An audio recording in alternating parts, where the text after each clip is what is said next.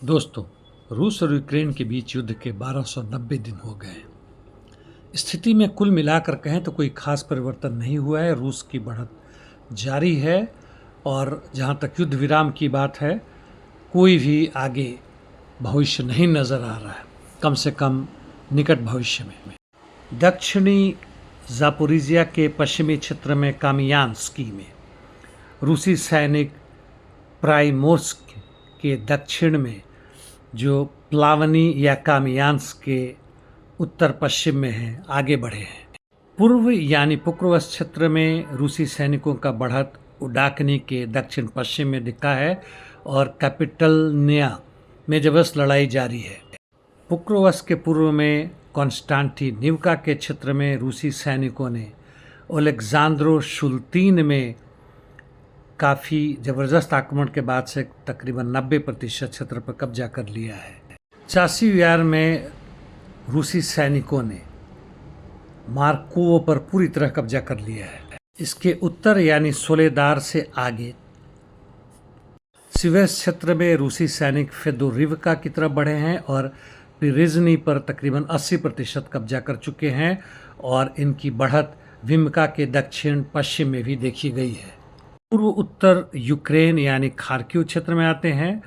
Kupiansk में जबरदस्त लड़ाई जारी है। कुपियांस्क के उत्तर पश्चिम में उत्तर पूर्व में रूसी सैनिक आगे बढ़े हैं और उन्होंने क्राजनोए पिरवोए जो ओस्किल रिवर के पश्चिमी बैंक पर उस पर कब्जा कर चुके हैं। सूमी क्षेत्र में रूसी सैनिकों का ज़बरदस्त आक्रमण जारी है यूनाकोफका के लिए और उसमें और भी आगे बढ़े हैं, जिसमें ये अभी तक 90% से अधिक क्षेत्रों पर कब्जा कर चुके हैं।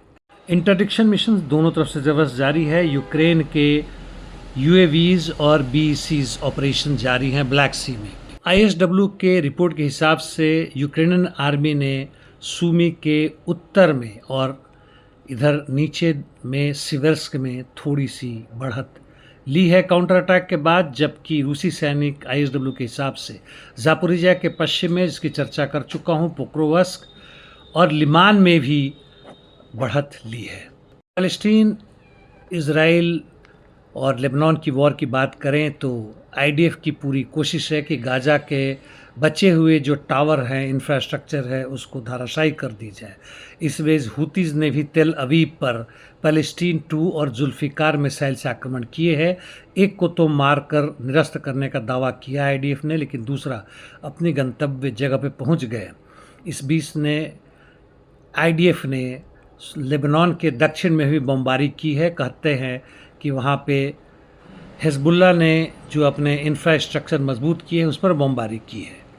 लेबनान सरकार ने कहा है कि वह हिजबुल्लाह के सारे अस्त्र को अपने कब्जे में ले लेगा। हालांकि इसकी कोई समय सीमा नहीं निर्धारित की है। हिजबुल्लाह ने कहा है वो ऐसा करने से इनकार कर रहे हैं और गृह युद्ध होने की भी संभावना हो सकती है, लेकिन इसमें निश्चित रूप से अमेरिकी हथियार और आईडीएफ के फौज प्रवेश करेंगे आगे आने वाले समय में। अफ्रीका से खबर है कि माली में, जो साहेल रीजन का एक हिस्सा है बुर्किना फासो और नाइजर के साथ, वहाँ पे अल कायदा से एफिलिएटेड जेएनआईएन ने माली के कैपिटल के एक छोटे से हिस्सा पर कब्जा कर लिया है। ये लोग फ्रांस, अमेरिका और आईडीएफ द्वारा भी अस्त्र शस्त्र दिए लेते हैं और ट्रेनिंग भी लेते हैं। वेनेजुएला मिलिट्री के फाइटर जेट्स अमेरिकी नेवल शिप के ऊपर फ्लाइंग कर अपनी ताकत दिखाने की कोशिश की है। वेनेजुएला के पास कुछ F-16 संभवतः 20 के आसपास, सुखोई के कुछ वर्जन्स हैं।